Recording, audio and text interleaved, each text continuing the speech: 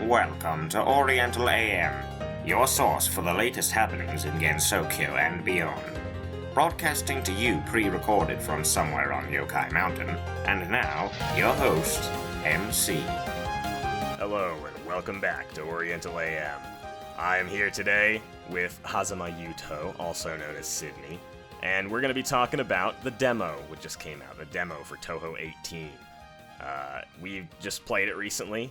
I was planning on doing a live stream with Charles, again, like we did with Touhou 17. Unfortunately, we couldn't really find the time to do it, so I ended up having to play it by myself, and he's going to be playing it later when he gets back from work. He's just been working a lot lately, you know.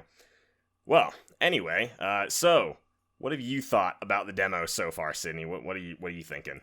So far the demo's pretty interesting. It's gotten rid of a few of the primary staples of mechanics, like, the point system, and trade for the credit system, which, makes sense because it's a game about purchasing cards, illegally, presumably. Yeah. And, there's a lot of things that I do have to say about the demo. Like, for one, it's kind of interesting to me how Zune is taking a much different approach than some of the other games. He's definitely experimenting with mechanics, that's a given.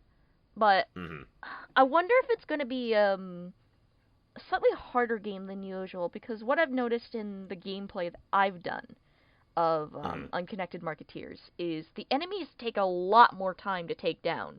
And if you die, the power loss is extremely unforgiving.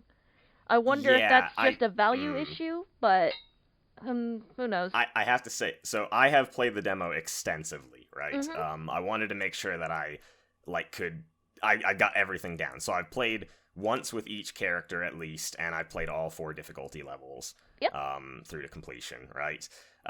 My first run was with Sanae on normal difficulty. My second run was hard mode with Reimu. My third run was easy mode with Marisa. And then my fourth run was, unfortunately, Sakuya on lunatic difficulty. Yeah. Sakuya seems to be the most difficult shot type in the game right now. Yeah. At least from what I've seen. So, it's quite interesting, though. They all seem at least, interesting, you know? One thing that I have to say I'm a little bit disappointed by is the fact that Reimu's shot type is kind of mediocre. I don't like when Reimu's shot type is not good because she's the one who new players are most likely to select, you know? But Sanae's is way powerful in this game. Everything is good. Her unfocused shot is really good, her focus shot is really good, and her bomb is really good. Yep. You know? I don't even think Zune was trying to balance Sanae. I think he intentionally made her, the easier choice for a character, you know? Probably. But, so Sanae has, the explodey frogs in her unfocused shot, you know? And then her focused shot is a homing attack. She has the only focused homing attack in the game, which is, of course, very strong. And then you've got Reimu, who has homing amulets in unfocused mode, Persuasion Needle in focus mode, and it's just all around not great. Persuasion Needle doesn't have a whole lot of range, you know? It's not the best. Then you've got Marisa, who, once again, has her missile, her magic missile from the last game, which I love. I love the rockets. They're so punchy and fun to use. They are. And they just fit her entire character as well. They do, yeah. Marisa would totally use an intergalactic ballistic missile to kill someone. Yes. Oh, man. And then you've got Sakuya, who has a very weird shot type. She's got, this... her shot changes directions based on the direction you're moving in and then freezes when you hold shift, but it also can, spread out or focus when you move up or down, which is interesting. It's useful, but it's hard to use, especially trying to focus your shot in the middle of a boss fight, because you have to move up to focus your shot forward. So if you want to do high damage, you have to move up in the middle of a boss fight and then hold shift again, which is really awkward to do. Yeah, that sounds pretty, ouch. So yeah, Saki is the hardest one.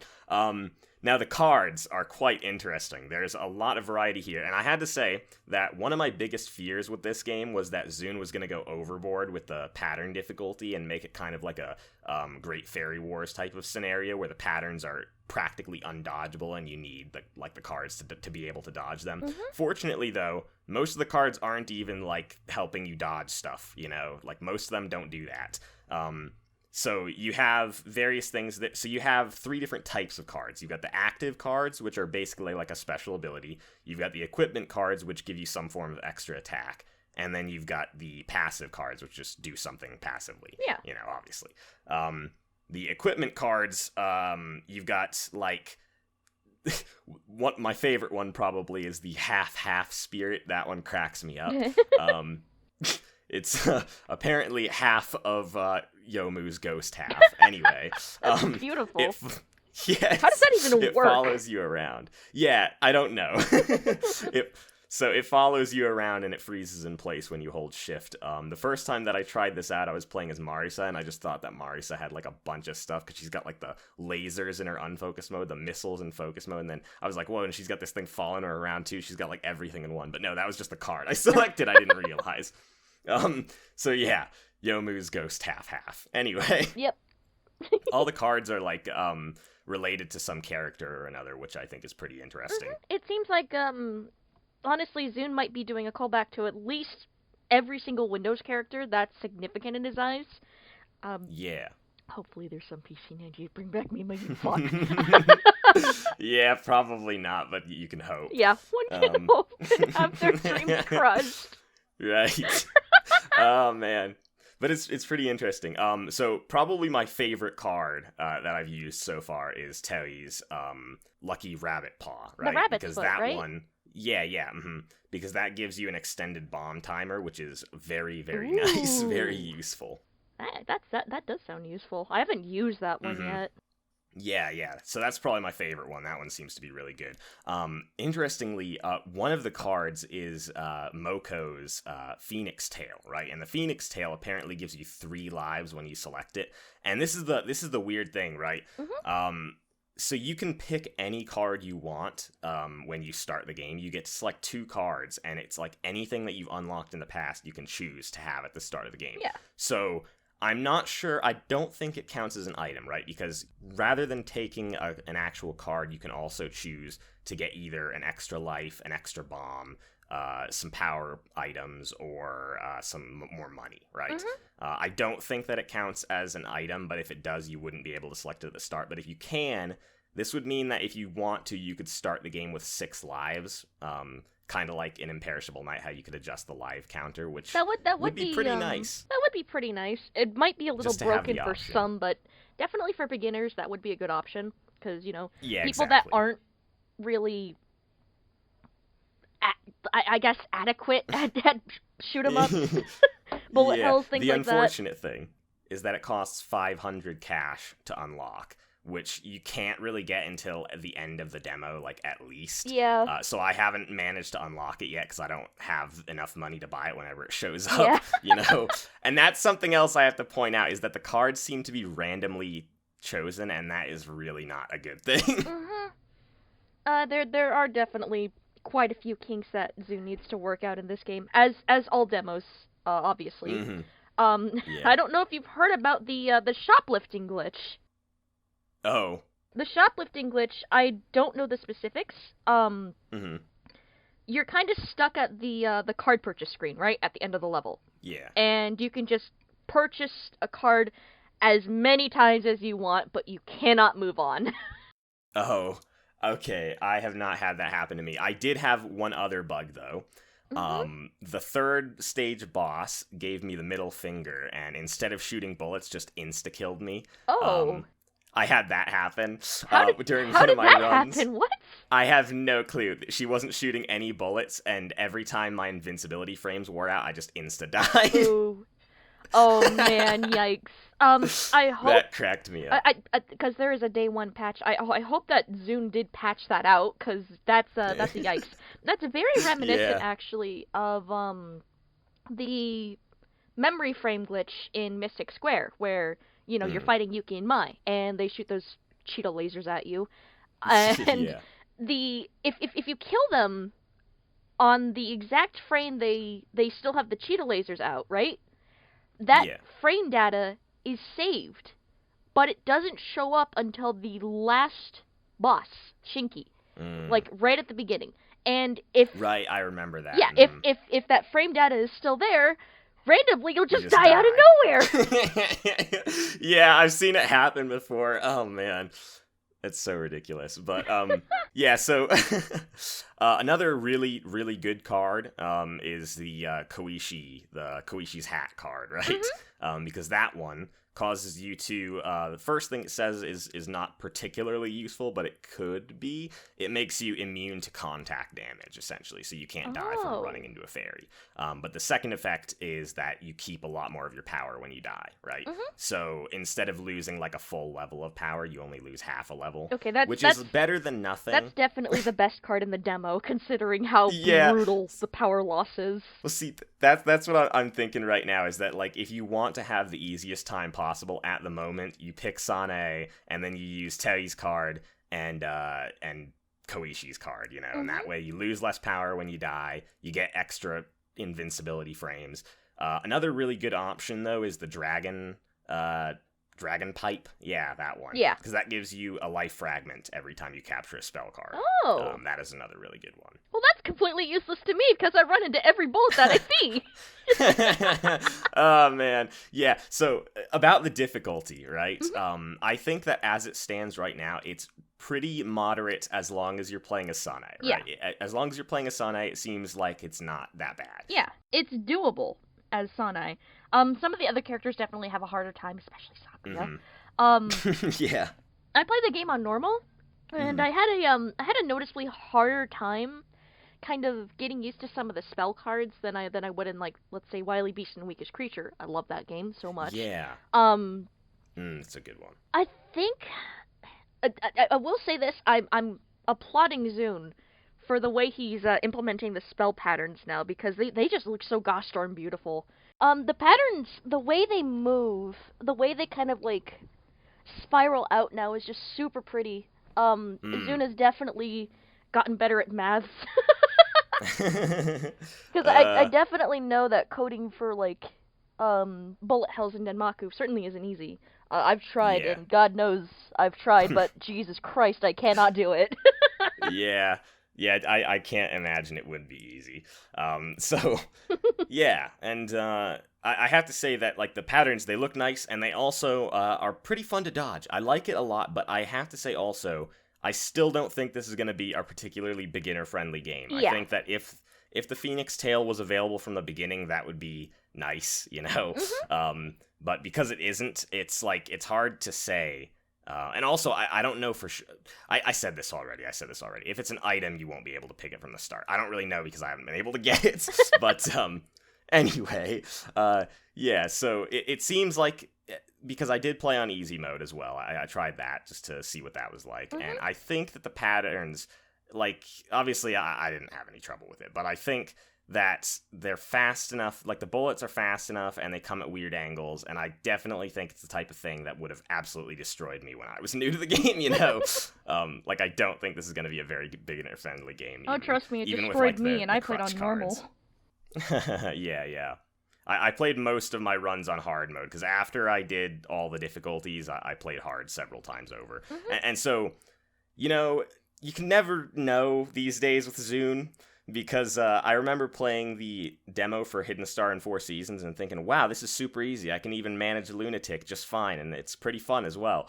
If the game keeps up at this rate, it's going to be the easiest Touhou game ever. And then the full Zune game proceeded comes to out. make stage 4 the most brutal difficulty spike I've ever seen in a video game. You know? Yeah, I cannot get past stage 4 of Hidden Star in 4 Seasons without losing at least 3 lives. Yeah, and to continue. Really tough. Oh man, yeah. And I didn't have as much trouble with the shoe on head dancers non-spells as most people did, but their spell cards are lots of random sporadically moving bullets, which is not a good thing. No. That's no good. So, yeah, the game was definitely very hard. But Unlucky so if we I don't didn't know even how get it's going to past be. Okina in that game. Yeah. And I have to say, also, the name of the game, Rainbow Dragon Den in Japanese, as it turns out, that's apparently going to be the next stage based on the dialogue, presuming that stage 4 is going to take place in said Rainbow Dragon Den, so it is actually a physical location. Yeah, I mean, it does make sense, because leading up to the stages, like you go from the forest to Yokai Mountain, and then all the way to this random gambling den that you find at the top of the mountain. That's probably the Rainbow Dragon Den. I don't know if that's the name of the casino that they run, but... No, it isn't. That's not the casino. But, see, here's the thing, is that the third stage boss said that the Rainbow Dragon Den is far too dangerous to go into. And I don't know if that's just meaningless dialogue, or if that means that Zune intends to make the next stage very difficult. Oh, boy. Because we could be getting another drastic difficulty spike based on that, please, you know? I don't want to be domed right now. I really don't either. I like the pace that the game has going right now. I don't want another big difficulty spike, you know?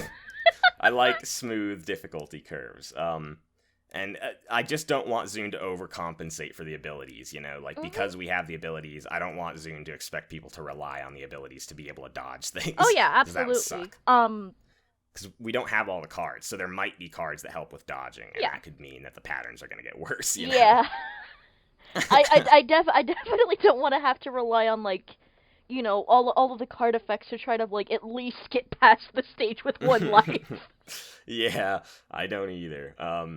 But yeah, the power loss. The power loss is a really big concerning thing as well, because, like, sure, the Koishi card makes you lose, like, half as much, but that's still, like, a big hit to your power, and I don't like that. I think that the fact that point items, the blue point items, have been completely replaced by these money items, you know, the yellow money items, in this game, gives me a little bit of hope that Zune is willing to break tradition, and that maybe he might finally remove the power system, because... maybe you're familiar with Kai Sendo's fan games, you know, the Hollow Song of Birds, Hollow Song of Birds. Infinite Blade Pavilion, Yep. all those ones. Yeah. In those games, they've pretty much done away with the power system, and it is a very good thing, if you ask me, because honestly, the only time the power system is not frustrating is when it doesn't matter, like in Imperishable Night, where you actually gain power when you die, you know? Yeah. So just might as well not have it. That's the way I see it. Like, I think a great case for my argument is just like, think about this, okay? Touhou is a game which is very much dependent on the music and the atmosphere, right? That's kind of what Touhou is all about. Yeah, right? it's the reason why Zune started making games in the first place. He wanted to have a medium to create music, but, you know, he didn't have that, so he made his own game.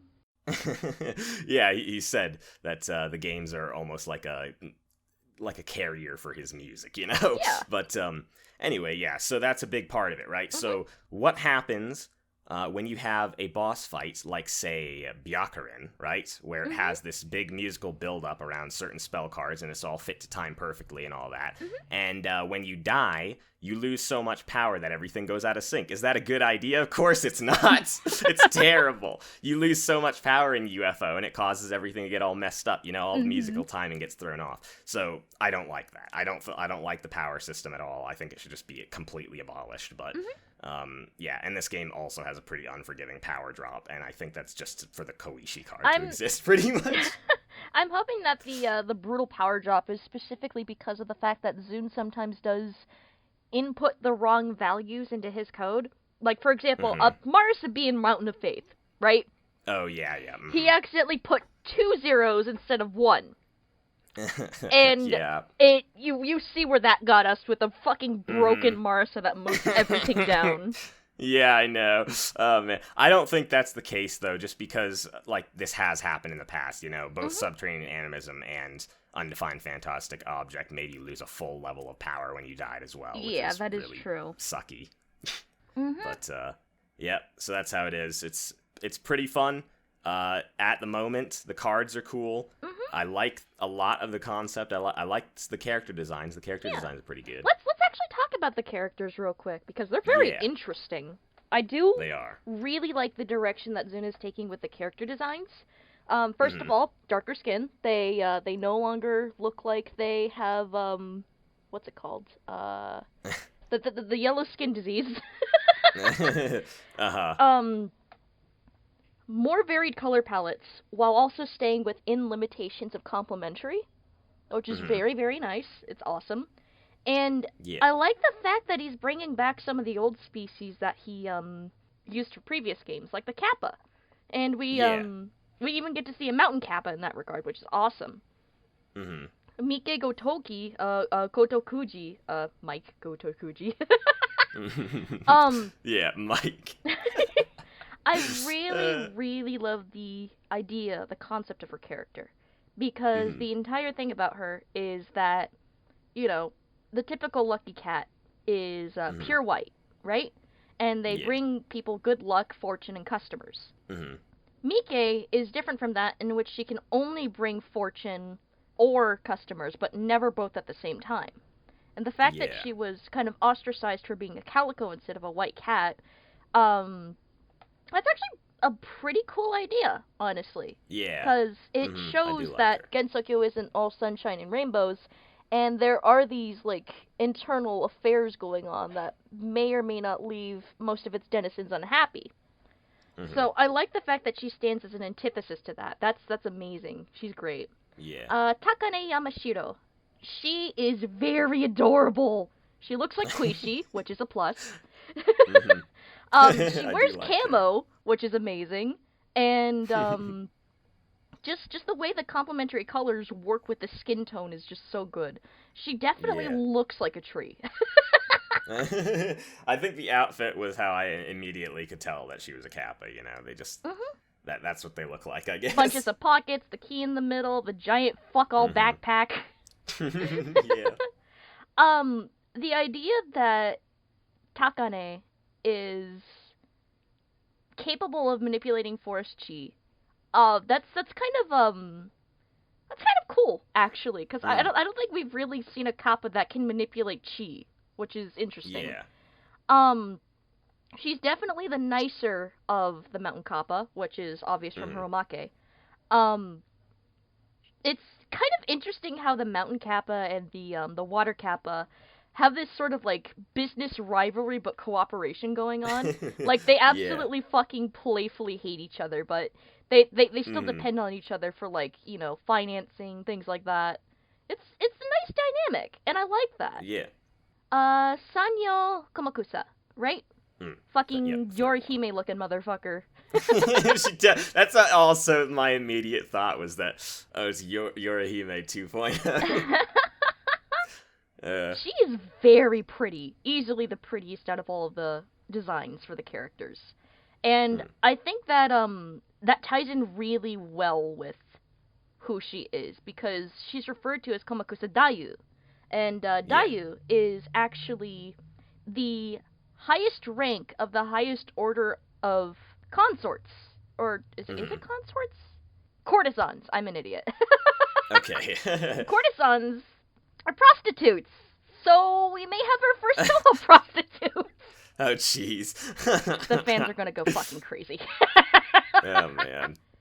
Well, this is the first character that we've seen that smokes tobacco, in their portrait, which is pretty cool. And I do like the idea of her ability that she uses it to calm down people in the gambling den who are getting rowdy, really upset that they're losing all of their money, so that way they can just spend themselves away and just waste away in debt.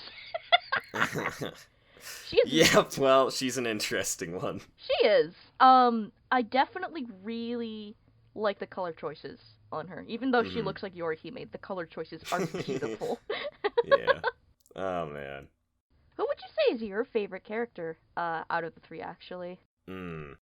I'd have to go with Takane, yeah.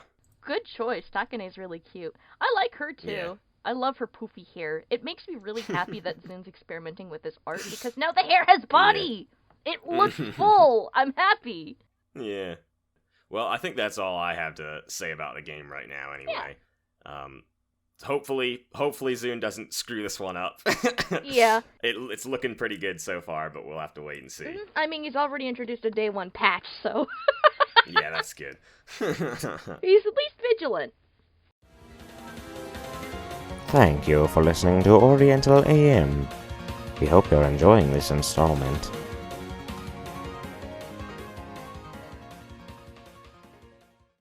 So, of course, having Sydney on today, she does a lot of artsy-related things, music and digital art and traditional art and all that sort of stuff. So, I'd like to talk with that stuff. Yeah, absolutely. Talk about that stuff while she's here. So, let's talk about that. How did you first get into making art? That's something I'd like to know. That's actually kind of an interesting story for me, because I obviously no artist is born, with the latent ability to draw magically. Yeah. I guess the best way I can go about saying this is it's a little embarrassing, but I first started drawing because of Sonic the Hedgehog. Ah, fantastic. That's a great start. Yes, it is. No, I love Sonic. Yeah, Sonic's cool, except forces. Yeah, no, that was, oh man, that game was terrible, but we're not here to talk about that. Yeah. It's a taboo topic. Okay, so the first way I started drawing, obviously, was my mom, when I was like a little bitty baby, sat me down in the high chair, put a piece of paper in front of me, got me some crayons, got me some paint, and the way she would apply the paint to the little paint tray, right? Because we had those. Since both of my parents are kind of artsy. My mom has not drawn in a while. My dad is painting. She would apply the colors to the color tray, right? And she would say their names, like, this is Fuchsia. Fuchsia? Is that the way you say it? I have no fucking clue. Okay, yeah. And, I kind of just started there. Obviously, humble beginnings. I finger painted. I scribbled around with my crayon. The first drawing that I specifically remember was Supersonic, obviously, because my brother he still owns, actually, a working Sega Genesis, and one of my first games on a console was Sonic the Hedgehog 2. The first one that I actually played, however, was Sonic Adventure, which is still bonkers. And so I went from drawing stick figure Sonic to eventually looking up a guide on how to actually draw Sonic. And by following that guide, I kind of got a sense for like how shapes and figures started to work at a very young age. I think I started this at around, I want to say, the beginning of 3rd grade, because we did this little quilt project where we would each take home a piece of paper with a template on it that, had our names on it, and we were allowed to draw a picture of, whatever we wanted on the blank space. So I drew Sonic in Green Hill Zone, and of course I got made fun of that. Yeah. Yep. But, that was, those were my humble beginnings, and eventually, I started branching out from Sonic. I explored a little bit of Street Fighter, because, I really like Ken. And then I discovered Touhou.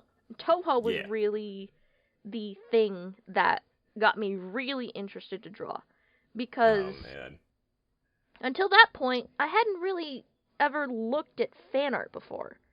And that was when I first joined DeviantArt. Thank God I deleted all my cringy stuff, but when I first joined DeviantArt,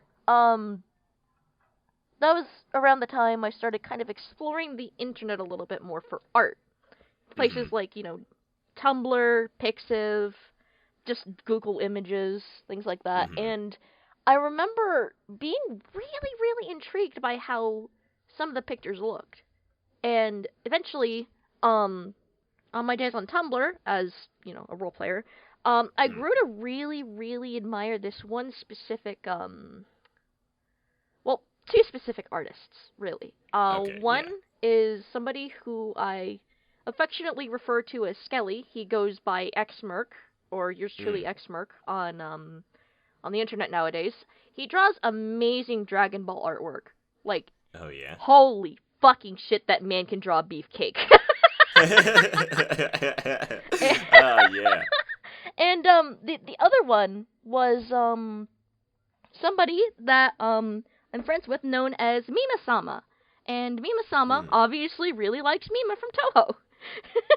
And the things that kind of drew me to their artwork were the coloring style, the way they handled lighting, and the way that they drew anatomy. Those were the three key things that stood out to me. And Yeah. obviously, I really, really love color. It's pretty evident by the pieces that I put out, but that was my own sort of niche, I feel. I eventually really started to hone my art over the years because of Touhou Project, and I'm really, really, really thankful that I found Touhou Project. Otherwise, I may not have never even been an artist at all. Because, like, God, some of the passion put into the works that people put out. Jesus Christ. You gotta love how Touhou is like this whole like life-changing event for everybody. You know, it's like Touhou is not just like an interest you have; it's like a way of life. You know? Yeah. I mean, when I got into Touhou, it's like that's how, like practically every friend I have today I met because of Touhou. You know, like nearly everyone. And the ones that I did not meet through Touhou, I made into Touhou fans, you know? That's just how it is. Touhou really is kind of like this weird sort of phenomenon where I'm pretty sure it's in the Guinness Book of World Records for having the most fan content produced for an indie project.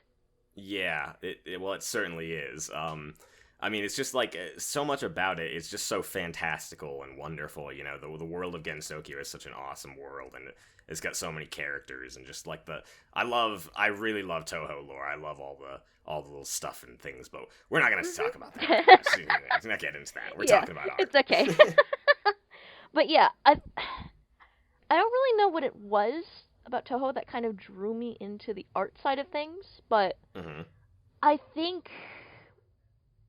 the best guess that I have is probably how creative the franchise is. Like, it's all done by one man, which is beyond me. I can't even begin to comprehend. Well, I mean, I can because beer, but...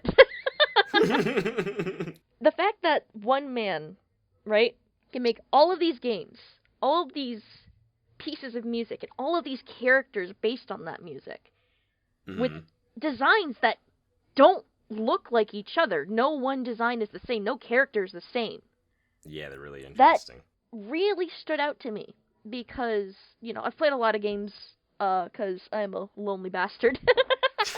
And I've played games from, like, you know, Dynasty Warriors to Sonic the Hedgehog, Klonoa, if you know what that is. I do. I've played a bunch of these games. And, you know, I admired Sonic the Hedgehog for having the characters that it does, but eventually they just kind of faded out of existence because of Sega's mandates, which really made me upset. Yeah, I know. So I guess part of the child that was in me was kind of looking for something that stood out to me like that. And I found that through Touhou Project, through its sheer scale of characters that have these wonderful, wonderful properties to them. Yeah. It's got a lot to work with. It certainly does. So yeah, that's kind of how I first got started drawing. Wow. Sonic and Touhou. And what about the music? What about the music as well? Because you do music, and I'm quite interested in that music too. Music is a little bit harder to explain because it kind of just started out of nowhere. I've always been kind of a musically inclined kid. Yeah. I love music. My dad loves music. My mom loves music. My brother loves music. We all love music. Everybody loves music. None of us are really musicians, though. My mom played a violin once. Once. Yeah. I think the first thing that kind of stood out to me, music-wise, when I was a kid, was I want to say the safety dance. That's a good one, though. It's a good one. It is. It's a catchy tune, and I like it. But that was the first thing that really stood out to me as a kid, because then I started understanding, like, tones and concepts of music theory and things like that. Even though I have no idea what the fuck music theory is, I can't even read sheet music. Oh, man.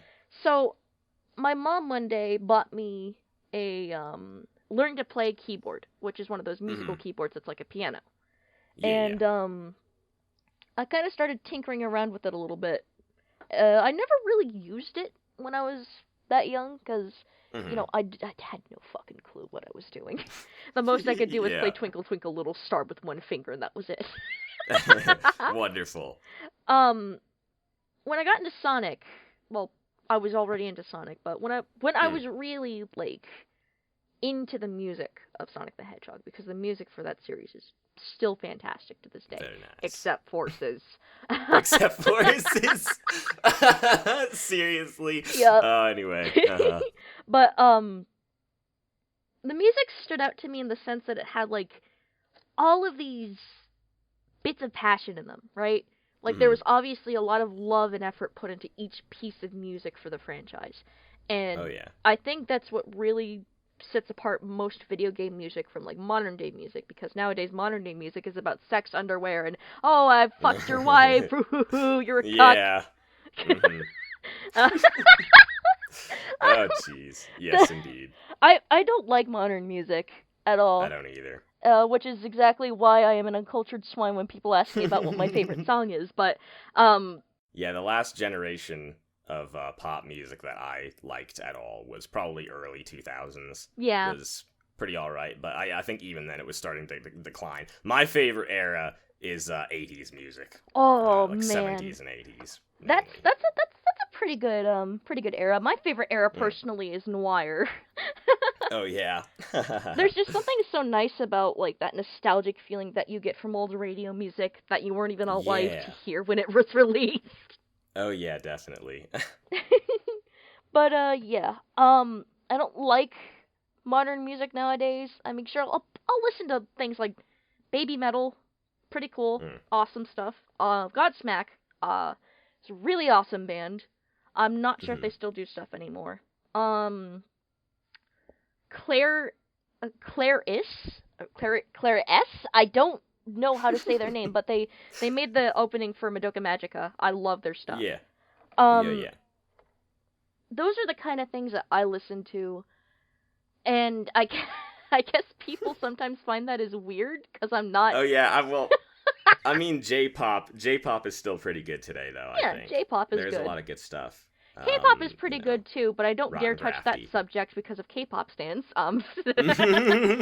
Yeah. I want to say the biggest thing that got me started in music was not all of those, but I want to say it's classical music like Beethoven and Bach, as well as Touhou music. Yeah, because, you know, as most people know in the music scene, Ramelia's theme is literally just one of Beethoven's sonata works. Yeah. Something about, like, I don't know what it is about video game music, honestly. It just There is something really out. special about it. Yeah. I feel like it has a lot to do with, and I've thought about this a lot before because I personally am much more into video game music in general, you know? But I think it's just like the environments and the situations and stuff, you know? When it comes to like music that you hear on the radio, usually there isn't really anything to go off of. There isn't any sort of theme that you're trying to fit. You know, when it comes to video game music, you're trying to make a tone, you're trying to match something, like a character, something to express something, you know? I think that's what really makes it special. You're right. I guess it does kind of depend on cinematics, doesn't it? Yeah. Because it puts you in the feeling of the music more often than not, and it gets you really immersed, like really pumped up. Yeah. That's an interesting thing. I'll have to make note of that, actually. But, yeah, I discovered Touhou. I was really enamored with its music, and I think when I was 10, I started really tinkering around with that keyboard and started playing Touhou songs. Now, keep in mind, I've never taken a music class at all. I cannot read sheet music for the life of me. Yeah. I learned all of this by ear, which is, like, still over my head. Cool. You know, I get the feeling that's how Zune started out. I don't know for sure, but he did say that he was self-taught. Yeah. Zune is self-taught in everything that he does. Coding, music, art. It's insane. Yeah. And, I want to say kind of playing music by ear gave me an edge over some, but at the same time, it's kind of deadlocked me in this weird position where I can't read sheet music. And I also don't know music theory, which is also a big problem. Even though music theory means fuck all to me.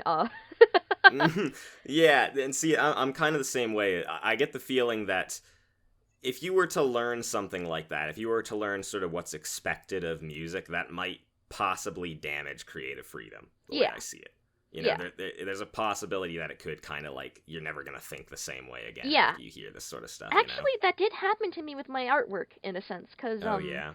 I don't mean to take away the topic from music, but it's kind of just related to the sense of creative freedom. Yeah. I'd never taken an art class, but the only art class that I ever took was in high school, and it was technically an art and photography club, right? Mm-hmm. And we kind of had to do like these specific prompts that were, you know, like environment, things like that, getting basic sketches of things, blah blah blah. And my teacher, bless her soul, she is Bob Ross in female form, right? Yeah, that's great. I love art teachers that are like that. Her name was Miss Ida Mm-hmm. Mazzi. She's a sweetheart. She is an yeah. absolute godsend. She was my eighth grade teacher when I transferred over to the school that I did because of suffering grades, and she turned me right around from an F to an A. She was just the best. Yeah, she was my club teacher, and you know, she loved my artwork. She'd known that I was drawing for like God knows how long, and she really enjoyed it. But unfortunately, because of set standards that curriculums have, she had to be more critical of me because I was anime focused. I see. And you know, the thing about that makes me kind of upset, like not on her, absolutely not on her. She was just doing what she was told. Yeah. The thing that kind of makes me upset about standards in like music industry and art industry is that it really looks down on creative freedom. Yeah. It expects the same cookie cutter bullshit that you hear on the radio or see on billboards, right? Mm-hmm. Yeah. And if you have even the slightest sliver of an original idea, concept, or execution, they will look down on you and scrap the project immediately. And that's what I do not like. That's kind of how it's always been throughout history, though, isn't it? Yeah. It's it's been a frequent problem with like artists and musicians in general. Like Van Gogh, for example, exactly. right? He was way ahead of his time with his artwork. Mm-hmm. Impressionistic, very beautiful stuff. Everybody made fun of him and called him a madman for it, right? Because he would try to sell his artwork and nobody would buy it. And after he died, all of a sudden, everybody kind of took a look at his artwork and was just like, wait a minute, there's something about this. Yeah. And that's how he kind of became world renowned as one of the greatest artists of our history. Yeah. But unfortunately, it did not happen while he was alive because of the set standards of the time. Because the Renaissance kind of put in this expectation that you had to draw realistically. Mm-hmm. And that still is kind of true today because of the fact that, you know, art teachers will commonly, not all of them, commonly look down on anime, cartoonists, things that aren't specifically realism. If you can't do realism, apparently you're lost cause. That doesn't make sense. Because, certainly not. I mean, I can certainly understand the reason why. There's some aspects about art that you can't learn before you get a good grasp on the basics, like anatomy, obviously. Yeah.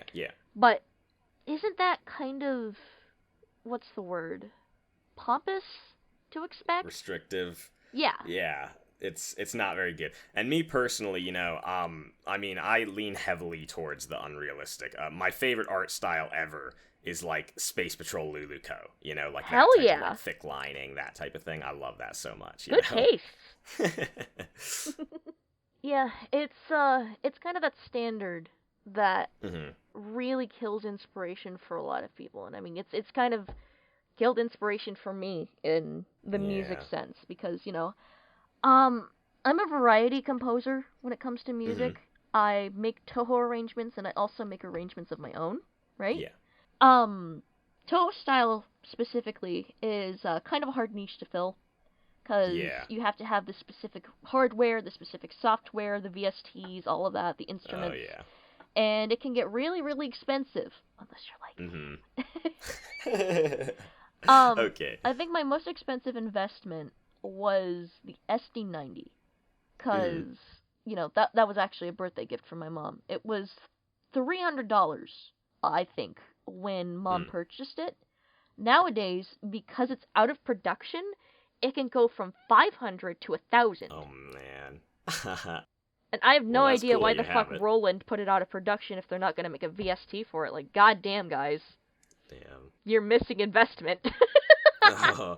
You know, I've wanted to get into music before, and maybe someday I will. I think eventually I'd like to, definitely. Me, personally, I'm very inspired by the music of, by the music of Yuzo Koshiro. Yuzo Yeah. Koshiro, wait a minute. Isn't that the composer for Streets of Rage? I think it is, yeah, I think he's... Yo! Wait a minute! Yuzo Koshiro. I'm about to fucking geek out. Particularly, he does the soundtracks for the Etrian Odyssey games, and he does FM synth music. Yeah! You know? Yeah, he is the composer for Streets of Rage. Fucking awesome! Yeah, and Wangan Midnight, he does the music for those games as well. But yeah, he's done some really great stuff, you know. And I really like his FM synth music, and I would love to learn to make FM synth music. I think that'd be super cool. But it's apparently a very complicated thing. From what I've heard, it's very difficult to learn how to make FM synth music. It can be. I mean, the trackers like Bamboo Tracker or Fami Tracker, they kind of make the workload a little easier. You just have to know a little bit of basics about how trackers work. Personally, for me, I've started using Bamboo Tracker as of recent. The way I go about it is I have a musical keyboard that's actually right in front of me. Oh, yeah. Bad boy. It is a Nectar Impact GX61, and it is a MIDI out keyboard, right? Oh, MIDI out keyboards are kind of quintessential for music production in general, especially if you know how to play the instrument that you have, right? Yeah. This particularly makes it easier to work with because of the fact that you don't have to rely on the keyboard in order to input notes. You can kind of rely on the piano instead, and that has like a more streamlined way of inputting the notes rather than a keyboard, which is just like, oh, what the fuck is the C key? Yeah. FM music is a little bit harder if you want to go for, you know, completely authentic, because, for example, PMD music, the FM type that was used for Touhou's PC98 music, PMD. Oh, yeah. PMD MMO, specifically, is code-based, right? And you do it in a notepad, and it's really fucking weird. The thing about MML scripting, right, for PMD, is that it requires you to have knowledge of coding and knowledge of some binary, right? Yeah. Some form of binary. There are 6 channels for PC98 music specifically. All of them are FM channels. Then there are 3 SSG channels, and then you have the drum channels, right? Yeah. If you want to make a game with those, you cannot use the 6th FM channel or the 3rd SSG channel, because that'll be reserved for sound effects. However, if you want to make music, you can use up to 5 of those FM channels and up to 2 of those SSG channels. I don't really know how else to explain it other than MMO is literally just a bunch of gibberish that you type out like a madman. Yeah, see, that's the type of thing that I was expecting when I heard about, like, how FM is done. It's, like, it's very atypical. It's, like, you know... And I've seen, like, the FM synthesizer machines before, you know, the devices that people use to make the music, and it's, like, I don't know, it just seems like something that'd be really hard to, like, get the right sound that you're looking for. Like, you'd have to really fiddle around with stuff. It's definitely a lost art, well, more of a lost language, really, because I can actually... screen share this to you right now. Okay. This is an MML file I got from somebody who I'm no longer in contact with because they are a fucking pedophile, but Okay. Yeah, this is the general gist of what it looks like. Oh, I see. It's very confusing stuff if you don't know what you're doing. Yeah, so, of course, we don't have a screen on, so, listeners can't see this, so I'll just explain it. It's a mess of characters. Yes, indeed. It's just like it doesn't even really look like structured code. It almost looks like you're trying to make an image out of characters or something. That's what it looks like. It looks like ASCII. Yeah, ASCII art. Yeah. Mm-hmm.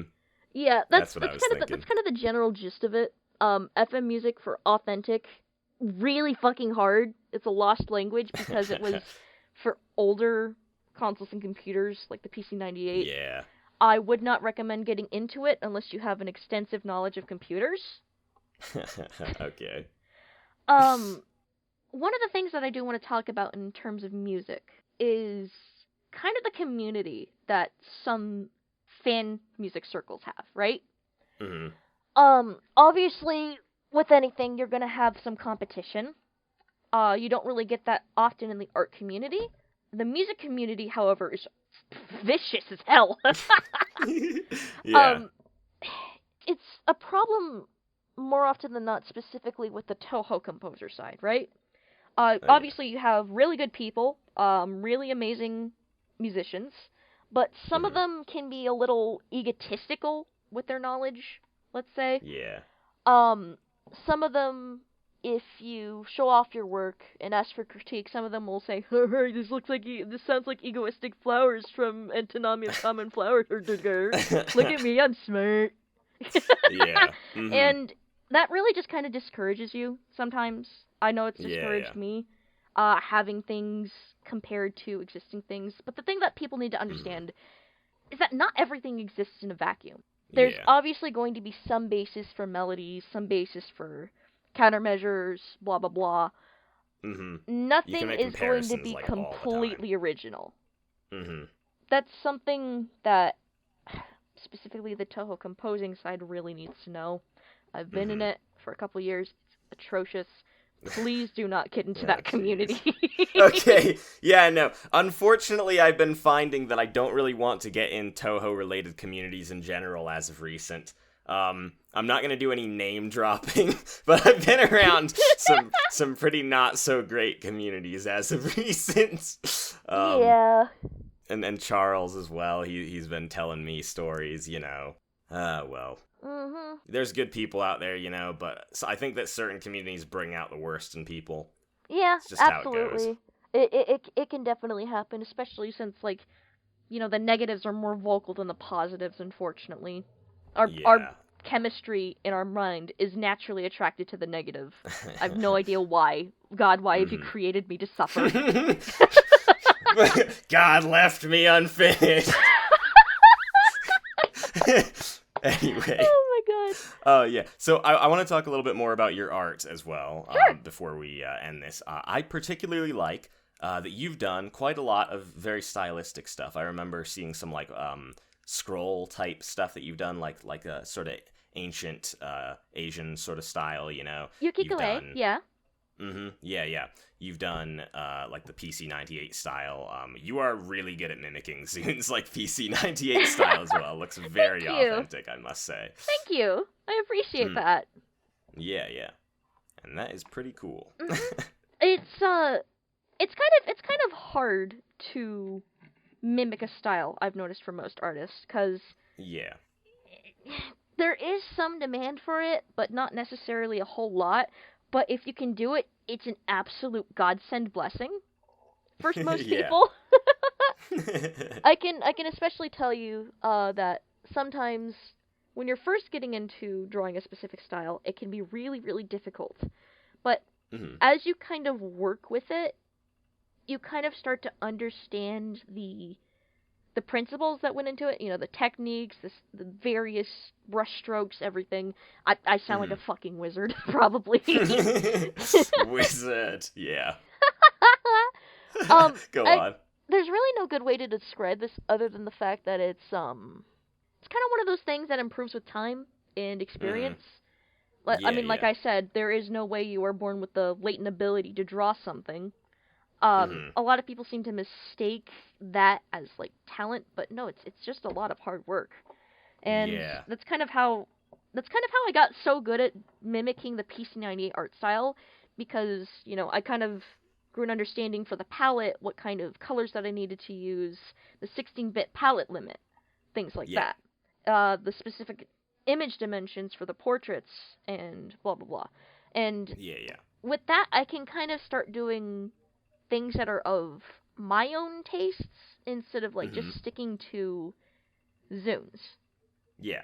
It's really hard to explain. Just before we started doing the podcast, we were talking about PC98 artwork a little bit, about how it was very colorful, very stylistic, and thanks a lot in parts to... thanks to, the limited color palette, kind of encourages this sort of style, I suppose. It encourages, making the best of what you have, and it results in these sort of colorful looking artwork, because you gotta, I don't really know exactly how to put it, but it's like, when you look at it, you understand, Yeah. The PC98, obviously, because it's not as strong as modern computers, had a lot of restrictions in terms of hardware. And one of those restrictions was the 16-bit limit color palette, where you could only use 16 colors, including black and white. Some things kind of let you add in another 8 colors for the UI, but that's really, really rare. For example, Touhou does that. 16-bit colors, kind of hard to work with sometimes, especially if you're going for a specific character that has this specific color look to them, but you don't want to go over the palette limit. So you kind of have to sacrifice one of those color sets for a different palette. I mean, it's totally doable. It's just that you have to stick to 16 colors. It's kind of I miss the way PC98 games look, honestly, because the sharp, crisp look of the pixels combined with the wonderful choice of colors, even though it is limited, is it's a lost art.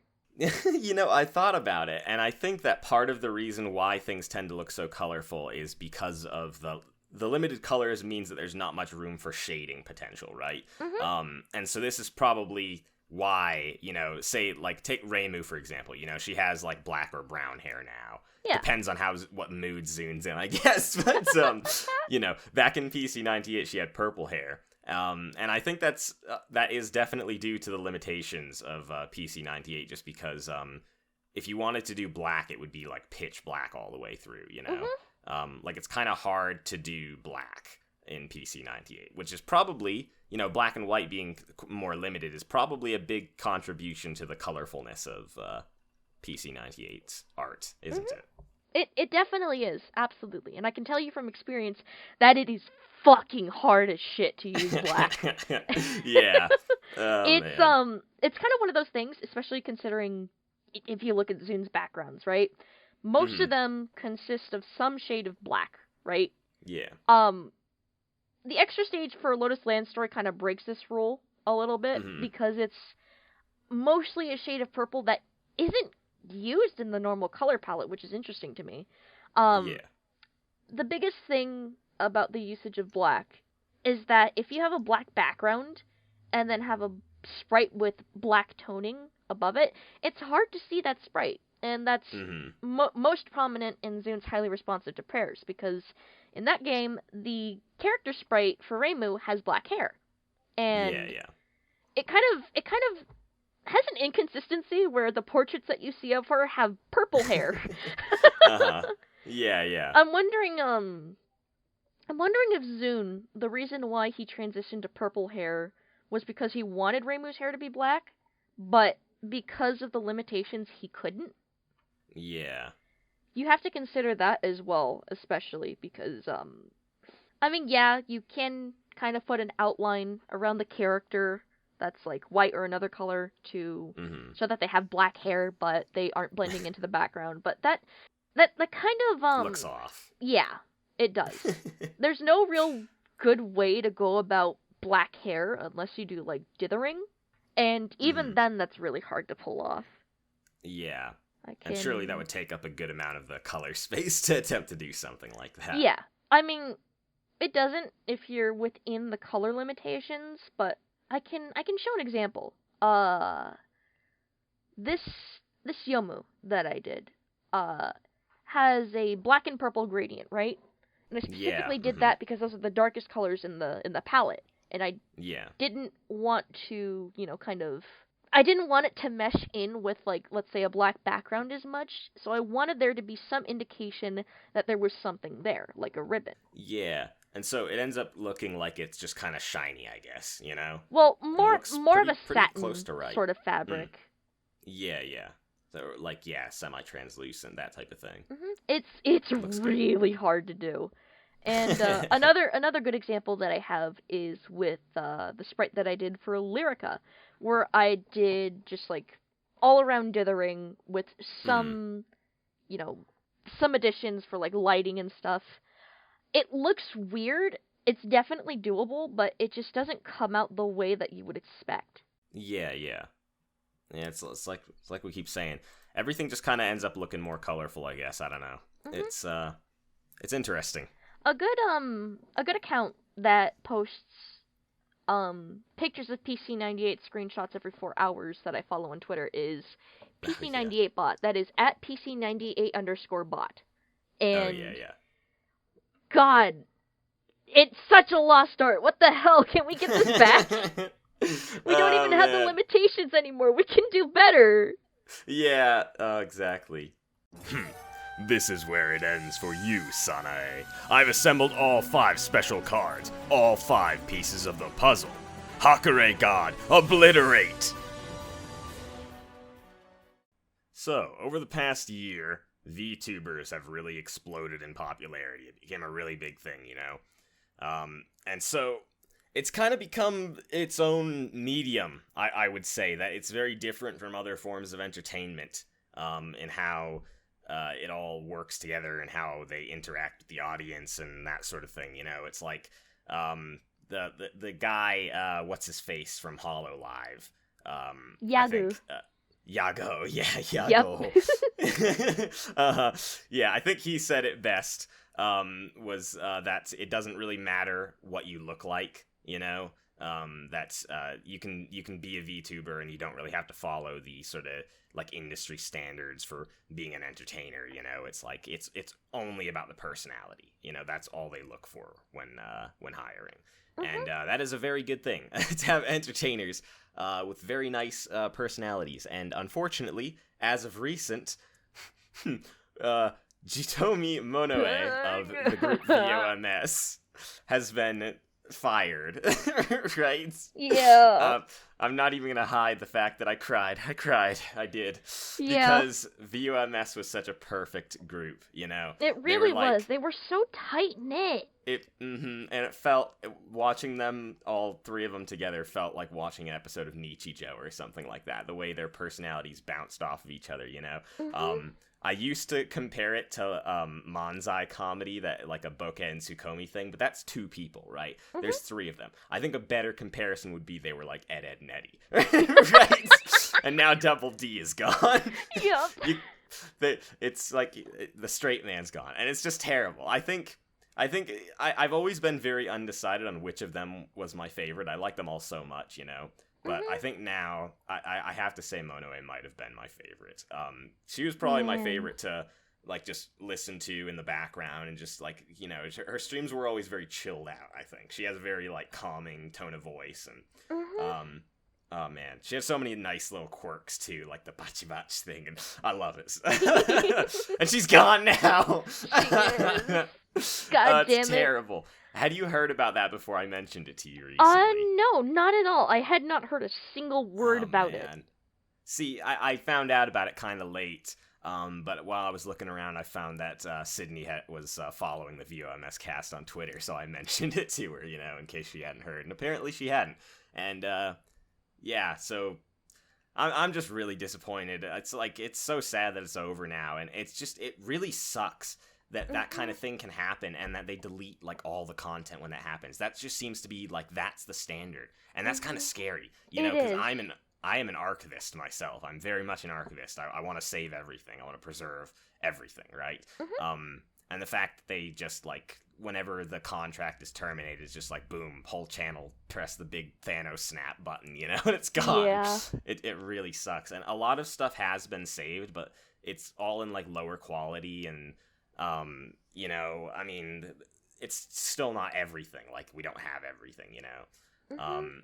But I think the worst part is just that it's done now, you know, the VOMS cast no more, and not going to be doing anything with it. I mean, okay, VOMS still is there, but it's not the same without mono. It's not the same, you know? So yeah, it really sucks. I don't know what to think about that, you know, and I really cannot even begin to guess what happened that resulted in her being fired, because I watched both Tomoshka and Pikami's like videos that they made about it. I guess they were live streams, but they were pretty short ones, you know. Yeah. And they both cried, and they both said not to blame Gyari. And they said that it was something that they all agreed on. And, like, based on that information, I have no idea what she could... Oh, yeah, and one more thing. They also both said that they were still friends with her, right? So what could she have done that was bad enough to get fired, but not bad enough to leave them on bad terms, that they would still want to be friends? That's something that made them sad, you know, but it wasn't Gyari's fault. Like, I can't think of any possible scenario. What did she do? The I only just thing don't that understand. I can think of personally is, you know, obviously there are contracts for each of the girls, right? And they have to adhere to specific guidelines. Those guidelines aren't necessarily as strict as, like, let's say, laws or rules, right? But they're still guidelines nevertheless, and if you breach them, then you break the contract. As far as I know about VTubing stuff, the character is technically yours, the entertainer's, right? But it also belongs to the producer. And you kind of sign a contract to be that entertainer in the place of that character. And it's really confusing stuff, honestly. There's no real good way to describe it. I definitely know that Monoe is not the type of person to cause any harm or do anything really bad. Definitely doesn't seem that way. Yeah, Monoe is really sweet. And, I doubt it was something egregious, like, you know, maybe... I doubt it was something egregious like all of the fucking pedophilia claims we've been seeing as of late. But...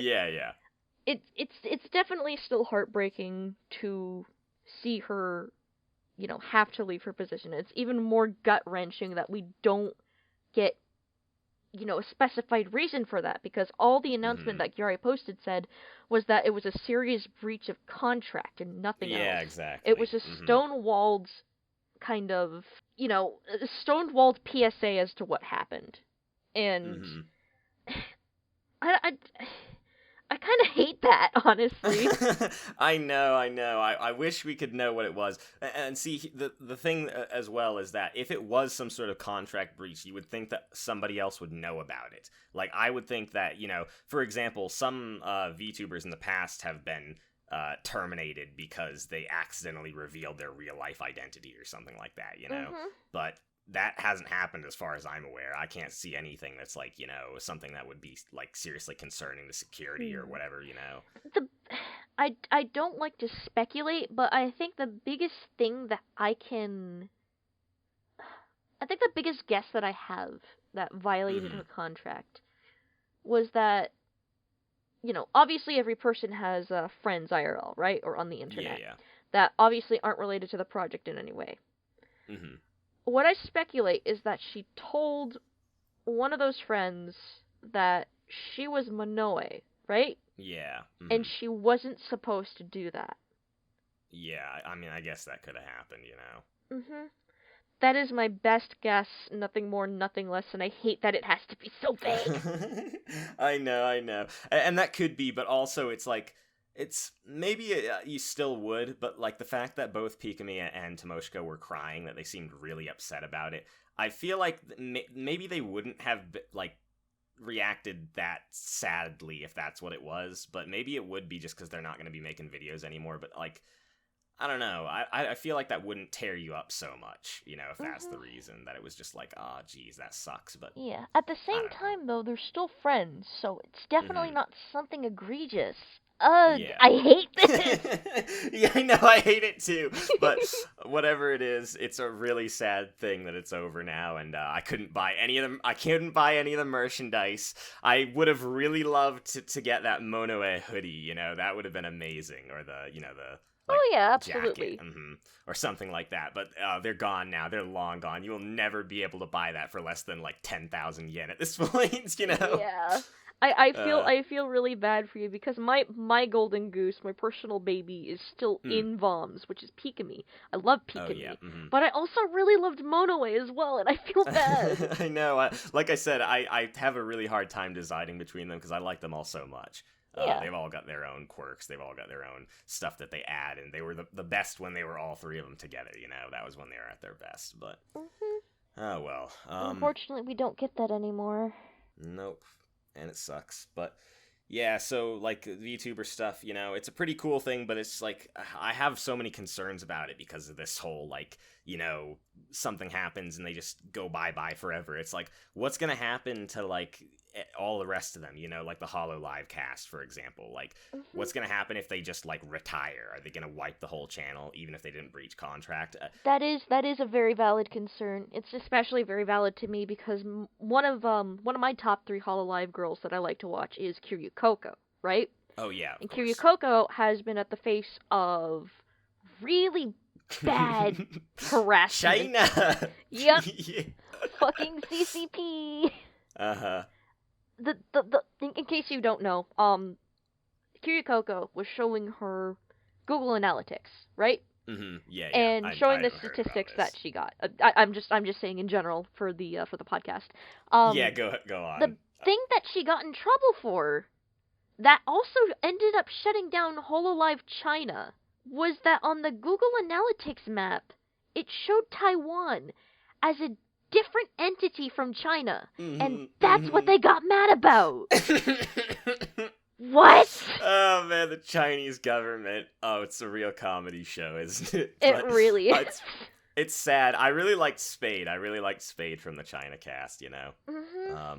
But anyway, yeah, so stuff like that can happen. And, you know, it seems like it's so easy to, like, accidentally breach your contract and just bye-bye, you know? It really sucks. I really don't like that part of it, you know? It's definitely much more easy than, let's say, like, violating a contract, a no-breach contract for, like, video games that you're making, right? The entire thing about a VTuber persona, right, is that you're acting a character, not yourself.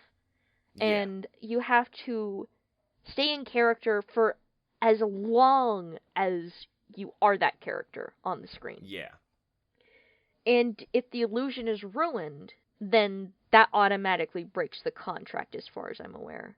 And I've heard that I've also heard that you kind of have to give up like who you were online before you become like a VTuber. You can't do both.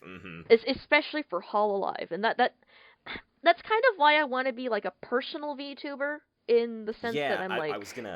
I wanted to talk about that a little bit, but let's hold that off for a little bit because that's something that's gonna go like on a different trail, you know. But I do want to talk to you about that. That's kind of why I wanted to be a kind of a personal VTuber where I don't have to give up everything, because especially for Hololive, if you get in, if you win the audition, that's fucking amazing. You get a head start. But the thing is, you can't show yourself as you were online anymore. Yeah. You have to completely wipe that. And I think that, like, a large thing as well is that you have to kind of already have not very much of an online presence, you know? I think that for someone like you, for example, it might be impossible to get into Hololive because you are decently prominent on the internet. Your voice has been in a lot of different places, you know? It's like, people would probably be able to figure you out, you know? So that's something that's, like, difficult. But, anyway, yeah, so something else that just, like, really bothers me is the fact that after they're retired, you know, after they stop being a VTuber, I think I'm pretty sure they're legally obligated to, even after they stop, like, not say who they are, you know? Yeah. I'm not entirely certain about that, but it seems that way. Like, you're not allowed to go on the internet and say, hey, I used to be this VTuber, you know? Because I would really like to be able to talk to, say, someone like Monoe, you know, after years later, after she stopped making content, I'd love to say, hey, I was a big fan of yours, you know, I'm still watching your stuff, you know? Yeah, I'd imagine that for the contract has to entertainment, you know? expire at some time, like... You can't so always maybe. be legally responsible for keeping that part of you secret. Maybe at some point in the future they will, like, come back out and it'll be possible to, like, get in contact with them, because I'd really like to do that, because that, you know, it happens so often with, like, famous people that, you know, you're kind of in the spotlight for a while and you're famous, and then after it stops, you know, after the fame dies out, whatever, your career's done, you know, people just, like, stop caring about you, and I think that would be, like, really sucky, you know, like, sure, you know, you got to be famous in the first place, but it's, like, my point is just that I feel like if you were in that position, I think a lot of people would start to feel like, people only cared about me because of this, yada, yada, you know, that type of thing. It's like, you get that kind of, like, sadness taking you over, that, like, you kind of want the glory days back, and I'd love to just, I think it would really make someone's day, somebody who is like a VTuber in the past that has stopped for, like, you know, 10, 20 years ago, they stopped and nobody talks about it anymore, you know, I would love to talk to them and say, hey, I still like your stuff, you know? I think it'd make their day. And I'd love to be able to do that, but I'm worried that I wouldn't be able to get into contact with any of them, you know? Yeah, I totally understand that. It's really a shame that they have to keep, like, themselves secret, like, who they were on the internet. God, that should not be a thing. Yeah. So about the whole independent VTuber thing, let's talk about that now, then, because I know that you'd mentioned it a few times that you'd like to do something like that. Yeah. Do you have any, like, are you, like, actively trying to do that, or is it just something that's like, it'd be cool to do that? Right now, it's kind of hard to say. I mean, it's definitely in that it'd be cool to do that category. Yeah. But I'll be honest, I do want to do it. Do you know anybody who can, like, work live 2D, or have you played around with that at all? Like, set up a rig for you, you know? I know a few people that finagle with live 2D, but I don't dare ask them, because that would, like, most people that take, you know, requests and commissions for live 2D do them at a very expensive price, and I have finagled around in live 2D a little bit, and it is really hard to do. You have to work with meshing, you have to work with animation. Oh, it's a mess. And that's kind of why, I think that's kind of why the whole corporate sort of thing has arisen, you know, for VTubers, because it's so much easier to have professionals and pay them, you know? Yeah. And then you get promotion and deals and things like that, you know? Like, it works in that environment because it's so difficult to do by yourself, you know? When you see independent VTubers, they're often just using, like, 3D models or things like that, you know? They don't usually have, like, really high-quality stuff because it's just so hard to do that. Yeah, it really is. And, honestly, I have no idea how I'm gonna do my VTuber avatar. Because, like, my entire idea about getting into the independent VTuber thing is I'm hoping that sometime in the future I can get a much more powerful computer than I have, because right now mine is just like an HP Pavilion standard computer, right? Not really good for intensive stuff, and it's like 3 years old, so it's starting to, you know, grow some molds. Yeah. Obviously VTubing requires a lot, and I mean a lot of CPU, because, you know, you have Live 2D running in the background, and that's really intensive on the system. It requires, think of it like rendering a 3D model in Blender, right? You're doing that in the background, but you also want to do some other things. If you have a really shitty computer, it'll either just freeze up, or it'll be really, really slow, right? Yeah. And let's say you do that while you're streaming as well, which also has CPU usage involved. Yes. Your computer will fucking explode. Yeah, definitely. You definitely, I would imagine, need a very good computer. I mean, especially, like, being a VTuber, generally speaking, what you're going to be doing is playing video games most of the time. You know, that's usually what you're streaming. So you need to be able to run a video game, live stream, and handle the processing of everything, you know, all at once. Yeah. So, need a good computer for that. You do. Let me thrust my opinion onto you and give you some advice, because this is something that I see a lot of English VTubers doing. Don't use a voice changer. I really don't like that. Yeah, voice changers. Just use your natural voice. Yeah, I mean, or speak in a different tone, whatever, you know. Yeah, if you wanna have a different voice, then just manipulate your tone. It's not that hard. Yeah. I do it all the time whenever I voice act personally for let's say playing Phoenix Wright, right? I did that yesterday. Yeah. If you use a voice changer, it's not as sincere. You won't have as much of a connection to your audience as you would if you were just using your standard voice. Yeah. Exactly.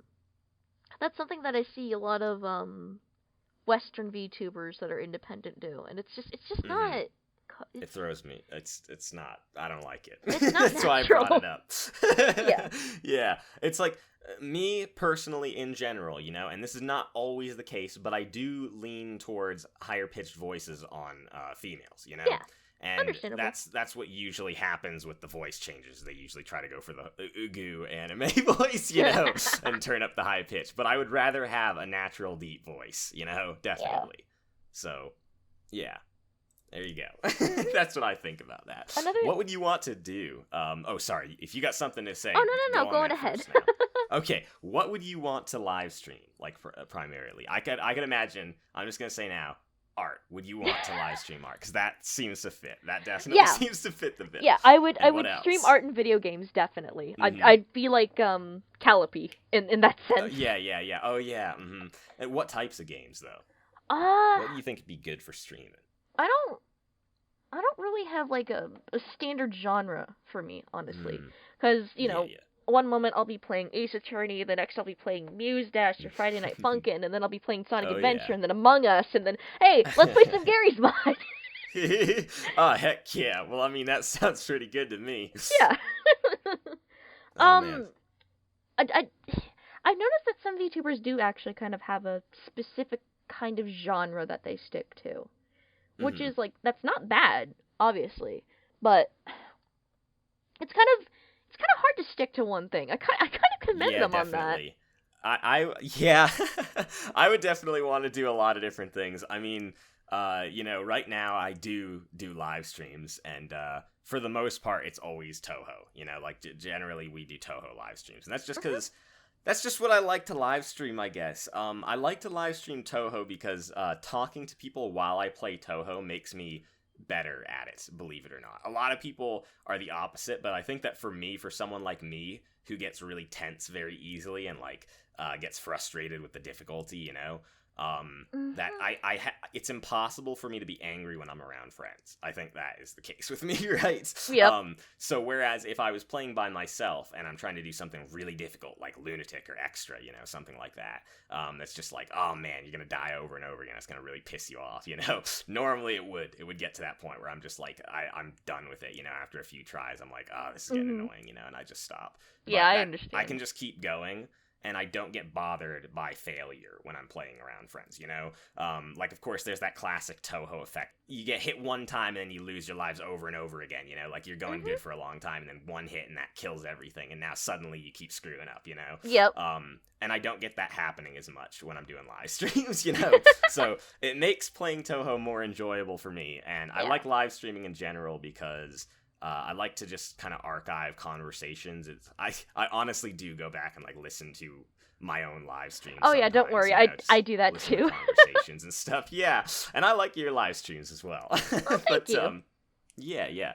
Nice. One of the primary reasons why I do live streams personally is because I'm an introvert, extremely reclusive, and I guess at this point you could just call me a hikikomori. I don't fucking care. Okay. Yeah. I have a hard time approaching people in most cases. I can't start conversations. I just can't. And that mostly comes with having anxiety and depression, because it makes things a little harder. With the depression, you kind of just have no motivation to do anything, and with the anxiety, you want to do something, but you can't. It's so fucking hard. But with live streams, I feel like I kind of have this nice middle ground, because it puts me on the spot.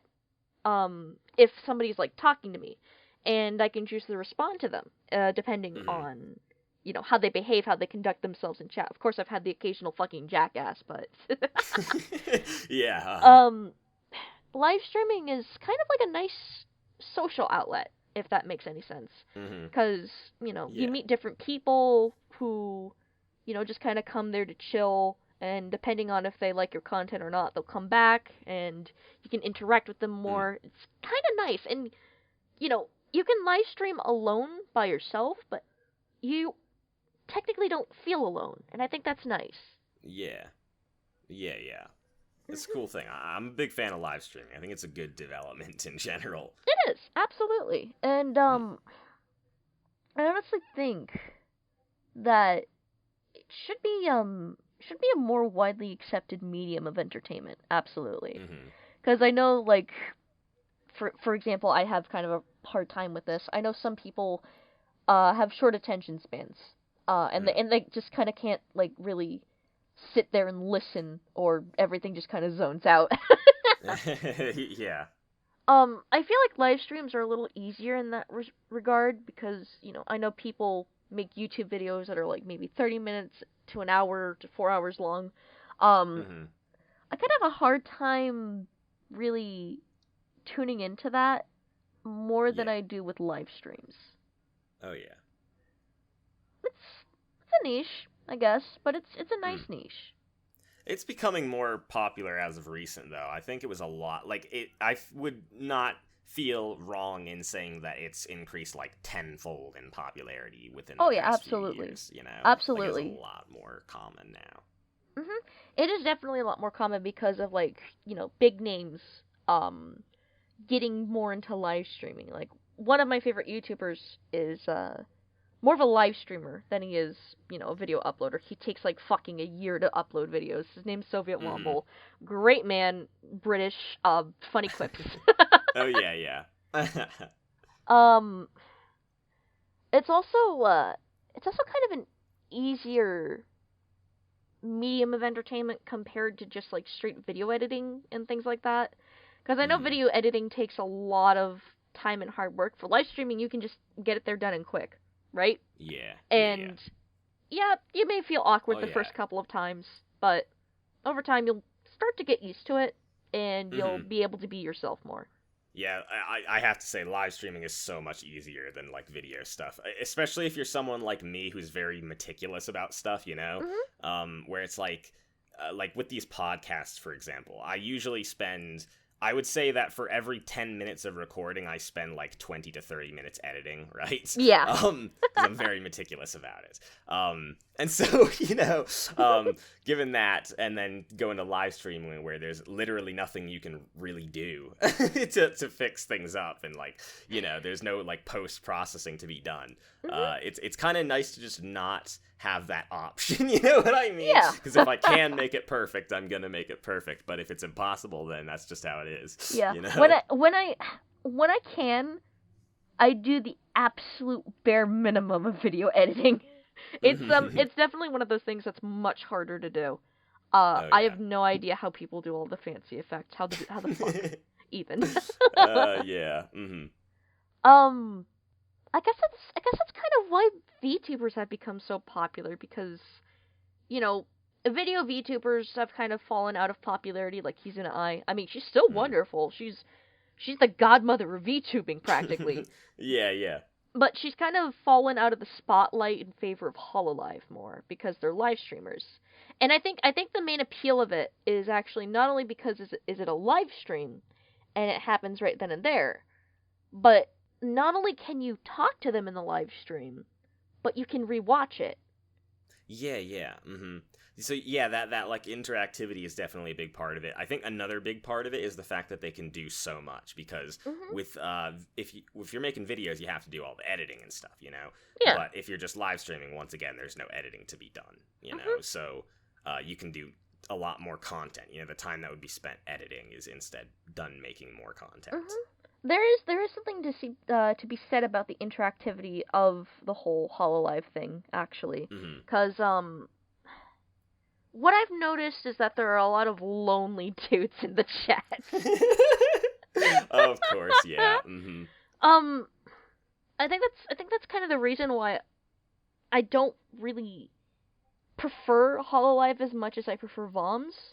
HoloLive seems to kind of, I mean, yeah, it's an idol group. Obviously, it'll do this, but it seems to kind of take advantage of the lonely aspects of the internet. Like, people who are, people who are introverts, don't get out much, maybe don't really have anybody in their lives to, you know, talk to or be vocal to. It's very unfortunate. I wish it wasn't like that. And you know, I've noticed as well that I'm personally, I would say I'm really not a big fan of like stream chat culture, I guess, you know. Yeah. And I think that it is most prominent with HoloLive and like the bigger channels, you know, because I don't see this as much with VOMS, but just like people will repeat things a lot, you know, like things get. I don't know. It's like everybody wants to say something in the chat just to feel like they're I know what you're contributing. talking about. Somebody sends a message, it doesn't get responded to, so they just copy-paste the same fucking message as long as it takes. Eventually they get banned. That and other people just saying the same thing everybody else is saying, even though it doesn't really add anything, you know? Like that type of thing. I'm really not into that. It's like, it's very like spammery, I guess, you know, and I don't like that. Yeah, I definitely don't like that aspect of HoloLive either. It's